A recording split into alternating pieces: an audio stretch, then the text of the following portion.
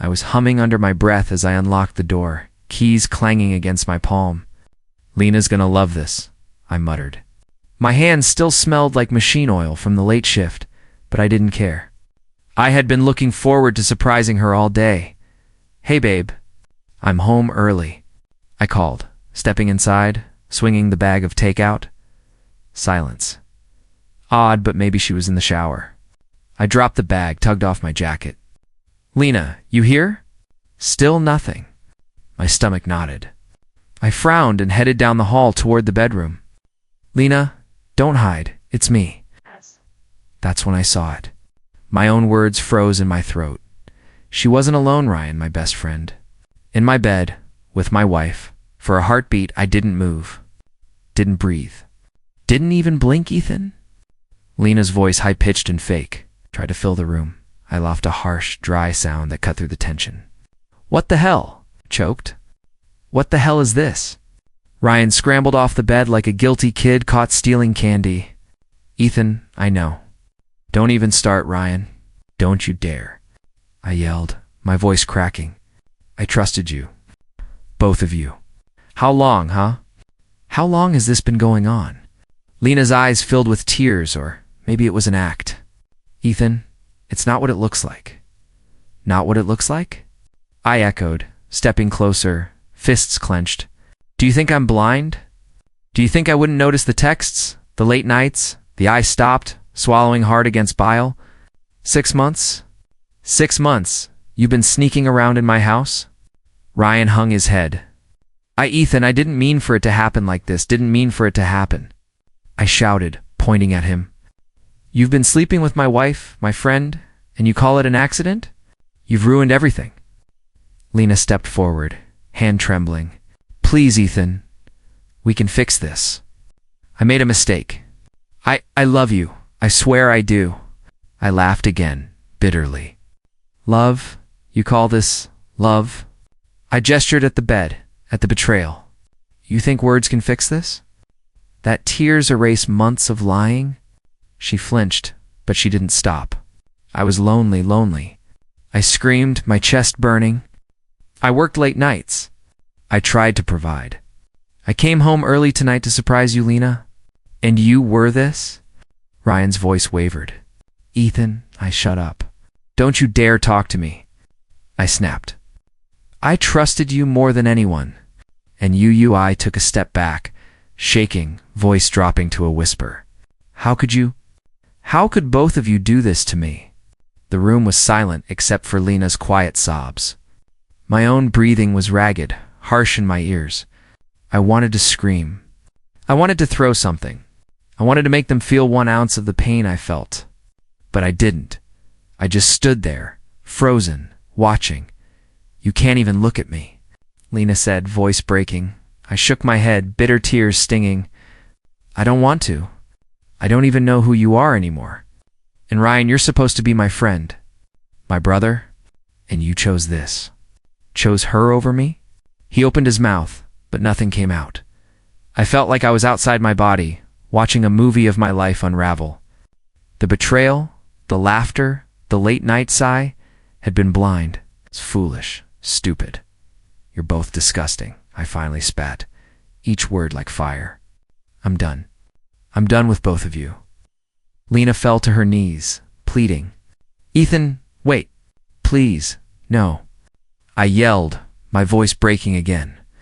"Dante, touch me. Don't say anything. Just leave me alone." I grabbed my jacket from the chair, shoved my keys into my pocket, and stormed out. The night air hit me like a slap. I didn't look back. I didn't want to see them, didn't want to hear them, didn't want to feel a part of that world anymore. I drove. Anywhere. Everywhere. My hands trembled on the wheel. And I couldn't stop the sobs. The city lights blurred into streaks. I felt hollow, empty, broken. For a few minutes, I thought about turning around, about screaming at them one last time. But I knew it wouldn't change anything, nothing would. All I could do was drive and let the darkness swallow me whole. I parked under a flickering streetlight, hands gripping the steering wheel so hard my knuckles ached. I couldn't move, couldn't breathe. Couldn't think? Ethan? Where are you? Answer me. Mark's voice cracked over the phone. I swallowed hard, shaking. I don't know. Don't know. Come on, man, talk to me. Are you hurt? Did something happen? I laughed bitterly, a harsh sound that made my chest burn. You wouldn't understand. You weren't there. You don't know. Try me. I'm your brother Ethan. I've always been here. You can tell me anything. I wanted to scream. To tell him everything, but my voice wouldn't work. I can't even. Hey, listen. Just breathe. Sit down somewhere safe, okay? I let the car idle. The city lights blurred, streaking across my vision. Safe, I whispered. Safe from what, Mark? From them? From her? From Ryan? Safe from the fact that everything I believed in is gone? Ethan, it's okay to feel like that. You're allowed. You're not weak. Weak. I clenched my fists, my nails biting into my palms. Not weak? Mark. She was my wife. He was my best friend. I came home and they were together. My home, my trust gone. I know. Just let it out. You're not alone, okay? I let out a shuddering laugh, tears slipping down my cheeks. Alone. I've never felt this alone in my life. I drove. I don't even remember where I went. I'm just sitting here, staring at my hands, trying to make sense of nothing. Look, Ethan, come back. Come to the apartment, sleep. I'll be there. You don't have to deal with this by yourself. Can't go back there, I said, voice breaking. I'd rather sit here until the city disappears. Until I disappear. Ethan, you're scaring me, man. You can't sit there like this. I laughed again, hollow and bitter. You don't get it? Every time I close my eyes, I see them. I hear her laughing with him. I feel him laughing at me. And it's like my chest is on fire, Mark. Like someone ripped my heart out and left it bleeding in the street. Okay. Just breathe, Mark said softly. You're going to be okay. I promise you, you will survive this. I'll help you survive. I repeated, bitter. Yeah, maybe. But what's left to live for if everything I loved, everything I trusted is gone? Ethan, it's not gone. You're here. You're alive. You're stronger than you know. You'll get through this. I slammed my hand on the dashboard. I don't feel strong. I feel empty. I feel like screaming until my lungs collapse. But even screaming doesn't work. I can't fix this. I can't fix me. Then don't fix it tonight. Just let it hurt. I'll sit with you figuratively, okay? I'm not leaving you. I sank back into the seat, shivering, staring at my trembling hands. It hurts too much. Everything hurts. I thought I knew her. I thought I knew him. And now, nothing. Just nothing. Ethan, hey, look at me. Listen, you're not alone. You've got me. And I'll be here until you can breathe again. One step at a time. You hear me? I hear you, Mark. My voice was small, barely a whisper. Good. Now, I want you to drive somewhere safe. Anywhere. I'll meet you there. You're not doing this alone. I nodded, though he couldn't see me. Okay. I'll try. I started the car again, the engine rumbling like my own heartbeat. The city blurred past, lights stretching into lines. Silence settled in the passenger seat, heavy, suffocating. My chest ached, but I kept driving. I didn't know where I was going. I didn't care. All I knew was that tonight, silence hurt more than screams ever could. And for the first time in my life, I understood what it meant to feel completely, unbearably alone. I woke to the sound of my phone buzzing. I stared at it for a long time before picking up. Ethan, please let me in. Lena's voice trembled. I need to talk to you, please. I sat on the edge of Mark's couch, hands shaking. Lena, I don't know if I can. You have to. Just 5 minutes. I can explain. Explain?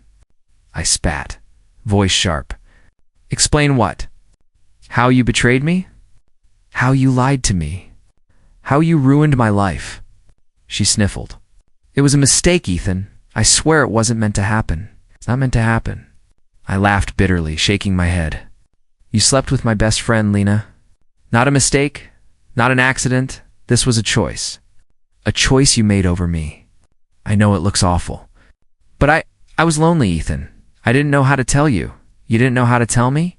I stood up, pacing the small apartment. You're supposed to be my wife, my partner, and you lied to me for months. Months, Lena. Tell me that was loneliness. I panicked. I didn't want to hurt you. Her voice was soft, fragile, desperate. I'm sitting here, Lena. I found out by myself. There's nothing left to panic about except me. The doorbell rang. I froze. I called him, she admitted. He wanted to talk. Ryan. My hands trembled as I grabbed the phone. What does he want? I don't know, Ethan. He just wants to apologize. Please, hear him out. I took a deep breath and answered. Ryan, Ethan, man, I didn't mean don't. Don't even try to explain. You've done enough. Shut up. I yelled, my voice cracking. You betrayed me. You betrayed my trust. You betrayed everything we had. I don't want to hear your pathetic excuses. I don't want to hear your apology. You had your chance. There was silence. Then, weakly, he whispered, I'm sorry, Ethan. I really am. I hung up. My chest was tight. My stomach churned. I didn't cry. Not yet. I just stared at the wall. Lena stepped closer. Please, can we talk? I can fix this. Fix it? I shook my head, voice low and dangerous. You think a few words, a few tears can fix what you destroyed? What you and him destroyed. I was scared. I didn't know how to handle it. But I love you, Ethan. I still love you. I laughed, bitter and hollow. Love? You call this love? You call betrayal love? Her tears fell freely now. I never wanted to hurt you. I swear I didn't. How long, Lena? I asked, my voice trembling but sharp. How long has this been going on? She froze. Her hands shook. 6 months? Something inside me snapped. My chest felt heavy, like it was collapsing. I couldn't breathe. 6 months. 6 months of lies. 6 months of pretending, smiling, laughing, loving someone who wasn't there. 6 months, I repeated, voice breaking. 6 months, and you never thought to tell me? Never thought to stop? I didn't know how, she whispered. I laughed, a bitter, broken sound. You didn't know how? You had no problem knowing how to sneak, to lie, to hide, to ruin my life. Her sobs echoed in the small apartment. Ethan, please, I'm begging you. Don't leave me like this, please. I took a step back, shaking. I'm done, Lena. I can't do this anymore. You made your choice. You live with it. I'll live with mine. She fell to her knees. Ethan, I can't, please. Goodbye, Lena. I didn't look back. I walked past her sobs, past her trembling hands, and out the door. The hallway seemed longer than ever, each step heavier. Mark was waiting outside. He didn't say anything, just put a hand on my shoulder. I nodded, barely noticing him. You okay? He asked. No, I admitted. But I will be, eventually. The morning air hit me like ice. I breathed in deep, shaking, trembling, but I kept walking. I didn't look back. I didn't want to see her broken on the floor. I didn't want to hear her cries. I had heard enough. 6 months. 6 months of betrayal.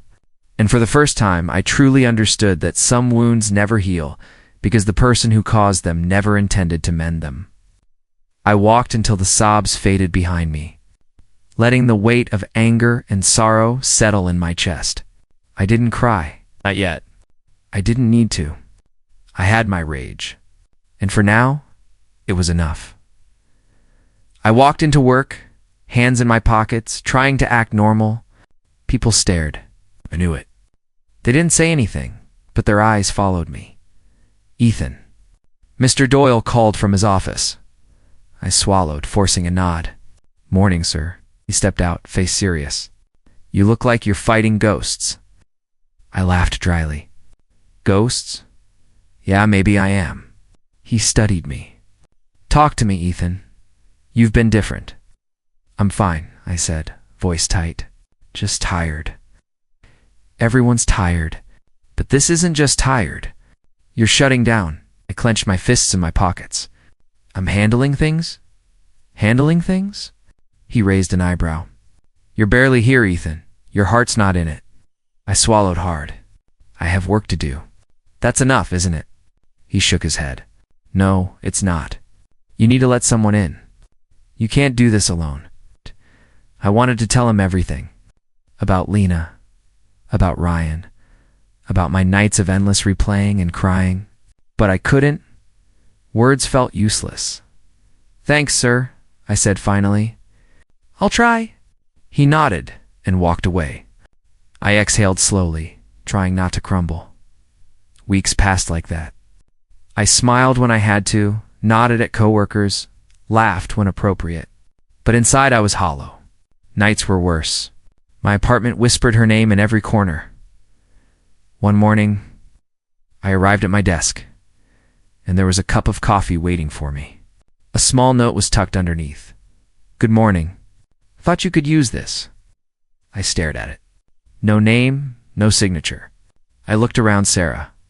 She was sitting at her desk, typing quietly. She gave me a small smile. I frowned. This isn't, thank you, I mumbled. She shrugged, eyes gentle. Just coffee. Nothing more. I nodded, still staring at it. My chest felt strange, something I hadn't felt in weeks. Warmth, maybe. Or just hope. The next morning, the same thing. Coffee. No words. Just a cup. And the morning after that, I finally asked her. Quiet, almost afraid. Why do you do this? She looked up, startled. Do what? Leave coffee here. Every day. Why? She smiled softly. Because everyone needs a little kindness, even when they're broken. I looked down at the cup, breathing uneven. Broken, yeah. You have no idea. I can imagine, she said lightly. We all have our battles. I nodded, staring at her, feeling my throat tighten. I wanted to say more, to tell her everything, but I couldn't. Not yet. Days passed. The small gesture started to matter. I noticed her kindness before I noticed the ache in my chest. Coffee became a signal someone cared. Someone noticed I was hurting one night. I caught myself thinking, maybe I can get through this. I spoke aloud, whispering to the empty apartment. Maybe I can. I sank into the couch, staring at my trembling hands, thinking of nothing else. The apartment was quiet. The shadows stretched along the walls. Her name lingered, but not as loudly. The next morning, I walked into work, stronger, just a little. I caught Sarah's eye, and she smiled. Not a big smile. Not a laugh. Just a small, quiet acknowledgement. I returned it. Somehow it felt enough. I knew I wasn't healed. Not even close. But for the first time in weeks, I felt like I could breathe without feeling like I was drowning. And maybe, just maybe, that little cup of coffee every morning was the start of something that didn't involve her, didn't involve betrayal. Something new. I picked it up, feeling its warmth in my hands, and whispered, thanks. My phone buzzed late at night. I stared at it, hesitant. Clara, you deserve to know the full story. I stared at the message, heart pounding. I hadn't spoken to Lena's friends or anyone from her side since that morning. My hands shook as I typed back. What do you mean? Clara, she's been with Ryan almost a year. It wasn't a mistake, Ethan. It was a choice. I dropped the phone on the bed. My chest tightened. A mix of rage and disbelief surged through me. Almost a year, I whispered to myself. Almost a year I didn't sleep. I didn't move. I just replayed every moment, every laugh, every late night. Lies.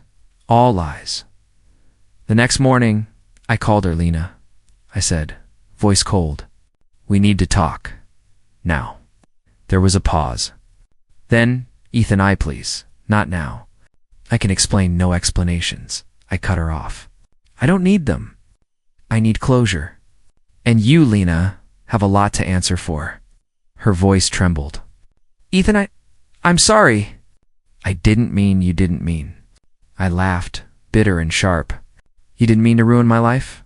You didn't mean to betray me for months? I was lonely. You were working all the time. I shook my head, furious.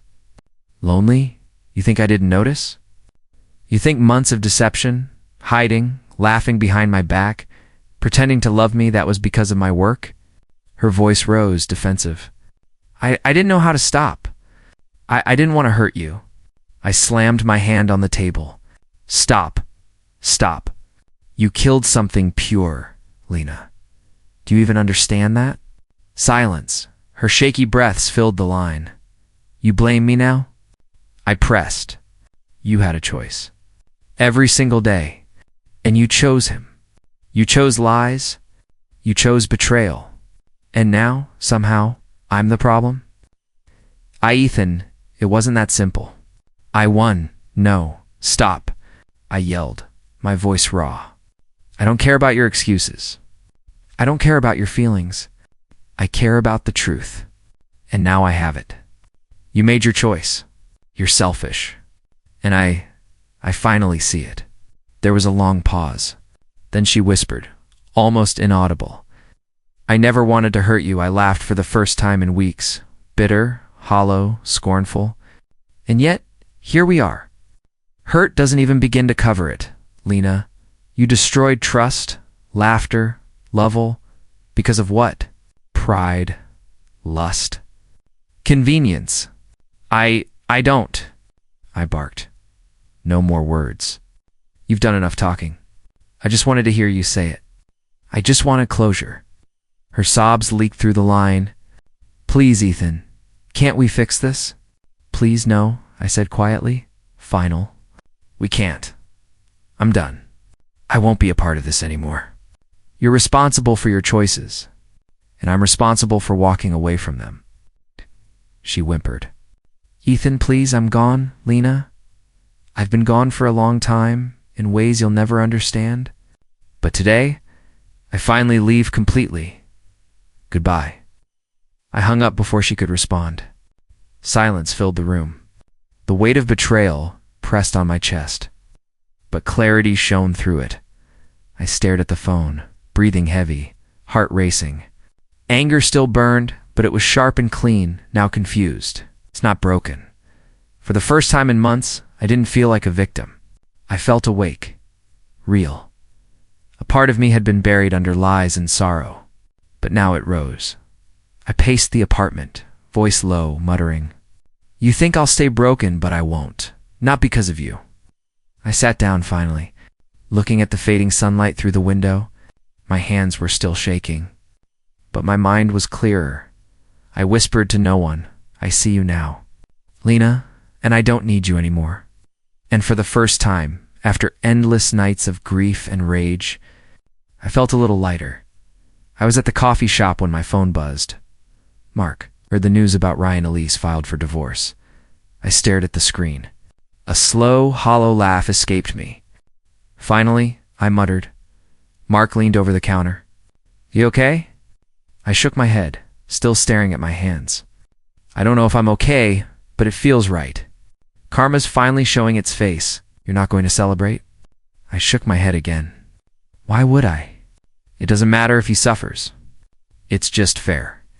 A week later, Ryan's company called an emergency meeting. Rumors of internal drama had spread. Mismanagement, lies, manipulation, they said he was a liability. I overheard 2 coworkers talking. I heard Ryan's getting the boot. The board's done with him. Finally, the other whispered. No one wants someone like him running things. I sipped my coffee, voice low. It's happening on its own. No push from me. Later that day, I ran into Elise at the grocery store. She looked tired, her eyes red. Ethan, she said quietly. I just wanted you to know. I didn't want this to get messy. You're free now, I said. You deserve better than him. She nodded.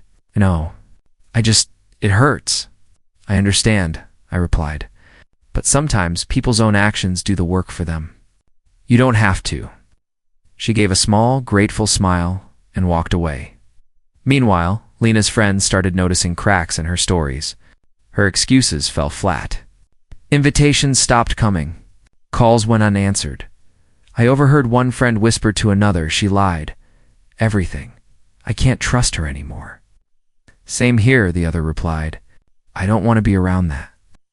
I leaned back in my chair at the park, arms crossed, watching the world move. No satisfaction in smiles, no glee in their suffering. Just peace, Mark called again. How's it feel, man? Watching it all unfold? I exhaled slowly. Strange, not the way I thought it would. No joy, just relief. It's like the weight has lifted. You always wanted revenge. Oh, I said firmly. I wanted justice. And this is justice without me lifting a finger. Weeks passed. Ryan lost his house in the settlement. His social circle evaporated.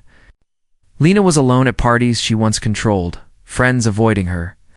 Rumors whispered in offices, in restaurants, in casual conversations. I walked by their usual haunts, seeing their shocked faces when people turned away. Their pride crumbled without a single word from me. Mark called one evening. You really stayed out of it? I couldn't care less about interfering, I said. I have my life. Let theirs collapse naturally. Karma's more poetic than revenge ever could be. You're calm, he said. Yeah, I admitted. For the first time in months, I feel calm, free. I can breathe without thinking about them every second. I sat alone on the balcony at home that night, looking at the city lights. They were still patient, unmoved. And somewhere down there, Ryan and Lena faced their consequences. I didn't need to act, didn't need to scheme, didn't need to smile in secret satisfaction. Life had done it for me. I whispered to no one. Justice doesn't need my hands. It doesn't need me to be cruel. It only needs truth. The wind brushed my face, soft and indifferent. I felt lighter. The rage, the bitterness had faded. What remained was clarity. Mark called once more. Think they'll ever come back? I shook my head. No, and I wouldn't want them to. Not ever. For the first time in months, I slept without nightmares. For the first time, I woke without dread. Watching them fall didn't bring joy. It brought calm, moral balance. The sense that the universe sometimes fixes what we cannot. And for the first time I realized, didn't need revenge. I didn't need anger. I only needed to survive, to let the world do what it does best. I unlocked the door to my new apartment and let out a long breath. Boxes were stacked neatly in the corner, some still taped shut. Finally, a place that wasn't haunted by memories. Hey, Ethan. Sarah's voice came from the living room. She was leaning against the counter, holding 2 mugs of coffee. I smiled faintly. You came early. I do that, she said, walking over. Someone's got to make sure you don't starve. I laughed softly. Guess I'd be lost without you. She handed me a mug. Not lost. Just rebuilding. And you're doing okay. I stared into the steaming coffee, feeling its warmth seep into my hands. I am, I think, slowly, but I'm learning to breathe without thinking of her. Without thinking of him? That's progress, she said, settling into the chair across from me. Small, quiet victories. You're allowed to take them. I didn't think I'd get here, I admitted. Some nights I thought I'd never stop feeling broken. She reached across the table and touched my hand lightly. But you did, and you're still standing. That counts for something. I looked at her, really looked at her, and noticed her calm, steady presence. You've been a lot for me, Sarah. More than I deserve, probably. No, she said firmly. You deserved someone who cares, even when you didn't believe it. I chuckled, the sound soft, unsure. I didn't know it was possible to feel lighter, to have moments where the pain doesn't dominate. You're allowed moments, she said. You've earned them. Weeks passed. Work was easier to manage. The new apartment felt like mine. Nights were quieter, filled with conversations with Sarah instead of echoes of betrayal. One evening, I opened the door to find her waiting with takeout and a grin. Your favorite, she said, handing me a plate. I laughed. You know me too well. You'd better, she teased. Or I'd starve, ate talking about everything and nothing. Laughter came easily, slipping through the cracks of old pain. You're finally smiling with your eyes. she said softly as I laughed at a dumb joke. I froze, looking down, surprised. I do. She nodded. Yeah, the old Ethan. He's back. A little bruised, sure, but back. I let the warmth spread through me. For the first time in months, I felt alive again. My heart wasn't fully healed, but it had learned to beat without pain. Sarah, I said quietly, I don't know how to thank you. For everything. For staying when I was broken. You don't have to, she replied, eyes gentle. I'm here because I want to be. You're my friend. And friends stick around. I smiled, small but genuine. Friends, huh? Yes, she said with a playful smirk. Friends who share late-night talks, coffee, and terrible takeout. Friends who make each other laugh, even when life's been cruel. Like that, I said. I like that a lot. The city lights outside my window flickered softly. I watched them, feeling a sense of calm that hadn't been there before. You're going to be okay, Sarah said. I can see it. And when you stumble, I'll be right here. I know, I said. And I don't want to stumble, not like before. I want to live properly, not just survive. You will, she said, confident. Step by step. One day at a time. I let the words sink in. One day at a time. For months, I had been stuck in the past, haunted by betrayal, by rage, by loss. But now I had someone steady beside me. A light that didn't demand anything, but trust and laughter. I held my mug tighter, feeling the warmth seep into my chest. Thank you, Sarah, for helping me find this light. For helping me remember how to live. She smiled softly, almost shyly. You found it yourself, Ethan. I just helped you notice. And for the first time in what felt like forever, I believed her. I wasn't healed completely, not yet, but I was moving forward, and for the first time, the darkness didn't feel permanent. I sat at my desk, pen trembling in my hand. The blank page stared back at me like it knew everything I wanted to say. Where do I even start? I whispered aloud, the room empty, except for my own voice. I began writing slowly, carefully. Lena, I scrawled. The word felt strange, heavy yet strangely freeing. I should have seen it coming, I murmured to myself.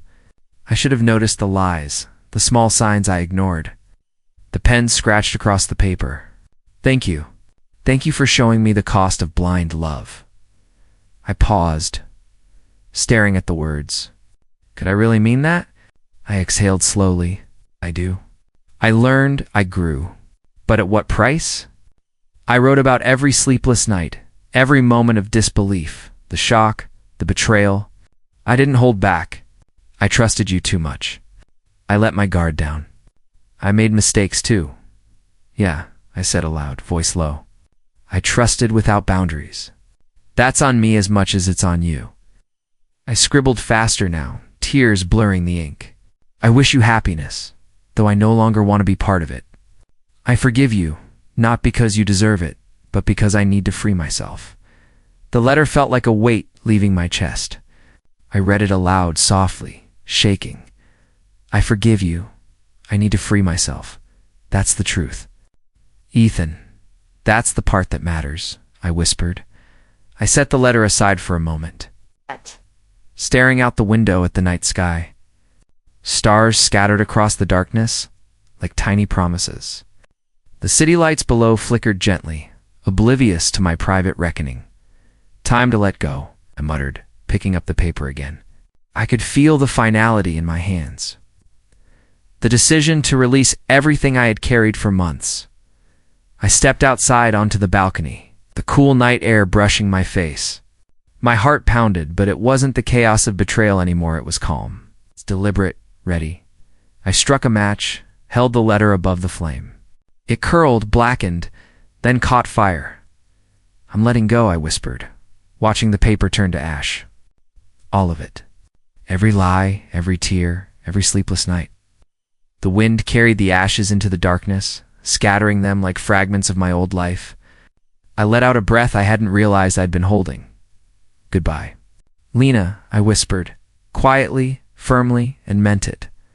A memory surfaced the first time I met her. The way I trusted her instantly, the smiles, the promises. I closed my eyes. I loved blindly, but now I loved myself enough to step away. The balcony felt emptier, but in a good way. Clean. Free. I could breathe without thinking of betrayal. I could sleep without replaying her lies. I thought about everything I had learned, the cost of trust, the importance of boundaries, the strength I didn't know I had. I survived. I said aloud, I'm stronger than I thought, and I won't let anyone take this peace from me again. The city hummed below, indifferent. But I felt aligned with something larger, something steady. Karma, truth, and my own resilience. I sat back, sipping a cup of lukewarm tea, feeling the calm settle in my chest. The anger was gone. The sadness had softened. All that remained was clarity. I picked up a new sheet of paper, writing slowly this time. I am ready to move forward. I am ready to live. I am ready to be happy again. Sarah's voice echoed in my mind, gentle, reassuring, step by step. One day at a time. I smiled faintly. One day at a time, I repeated softly, tasting the words. I folded the blank paper, placed it carefully on my desk, and let the night take the ashes of the past. The wind had carried them far enough. Here's to the future, I whispered. Here's to me. The stars blinked back, constant and unjudging. I exhaled fully, feeling my shoulders relax. The letter was gone, but I was still here. Whole, awake, free. I whispered one last time, softly, without looking back, goodbye, Lena, and thank you. Now, for the first time in months, I slept that night without shadows. Without ghosts, without grief weighing me down. I had let go, finally, fully, and in that letting go, I had found myself again.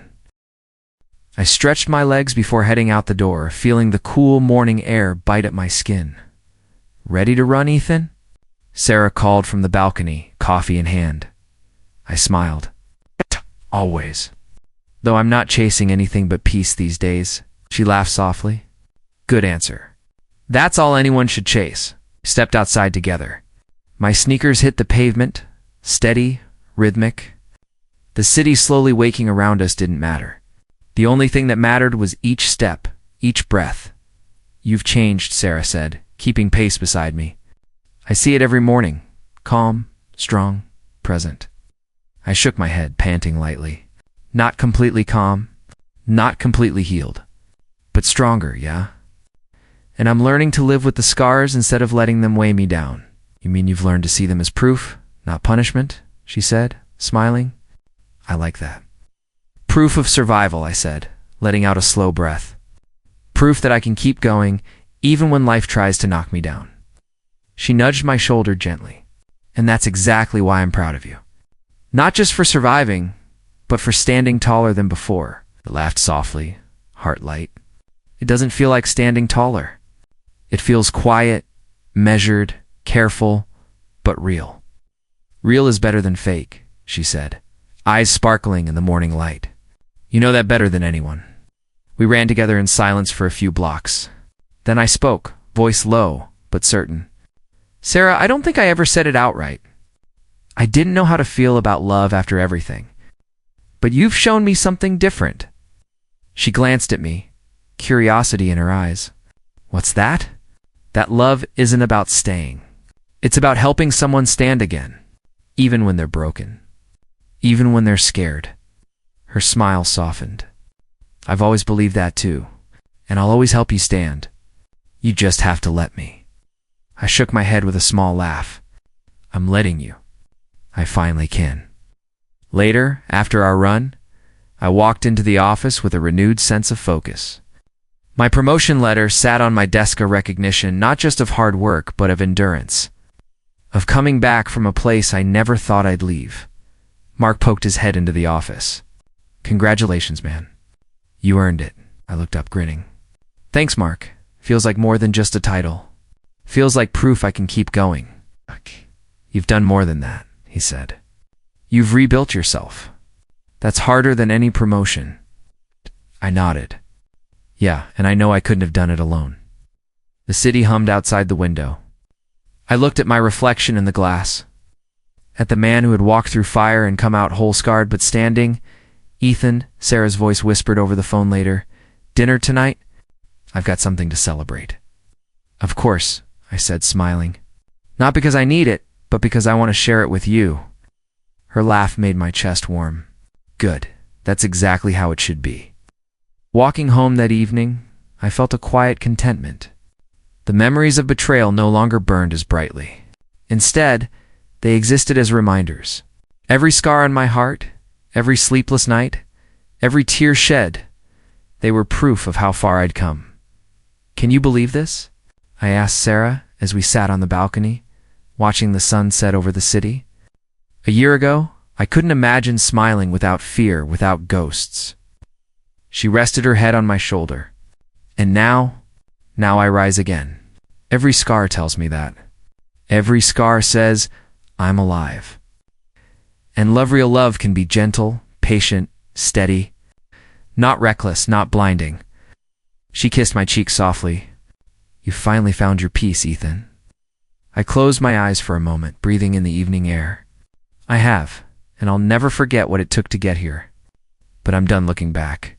Done letting the past control me." Sarah squeezed my hand. "Then let's keep moving forward. Together." I smiled, watching the city lights flicker on, one by one. "Together," I whispered. And for the first time, every scar, every loss, every heartbreak felt like a stepping stone, not a chain. I lay in bed, staring at the ceiling.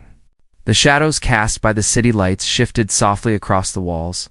Sometimes I still dream of that night, the night I came home early and found everything gone. Thinking about that night again. Sarah whispered, brushing a strand of hair from my face. I smiled faintly. "Yeah, but it doesn't hurt anymore. Not like it used to." She rested her hand on mine. "Good. That's what matters. You've come so far." I closed my eyes for a moment, letting her warmth fill the space beside me. I used to replay it endlessly. Every laugh, every lie, every betrayal. I thought it would define me forever, and did it? She asked softly. I shook my head. No, it didn't. It taught me instead. Taught me that heartbreak isn't the end. It's a beginning. A harsh teacher, but an important one. She smiled, quiet and gentle. "And now you've learned the lessons." "Yes," I whispered. "I've learned them. And I've learned to stand again. To love myself. To choose life, even when it feels fragile." We lay in silence for a while, the only sound the distant hum of the city. Then she spoke, teasing softly. "So, do you still wake up in cold sweats, or are the nightmares gone?" I chuckled softly. "Gone. Mostly.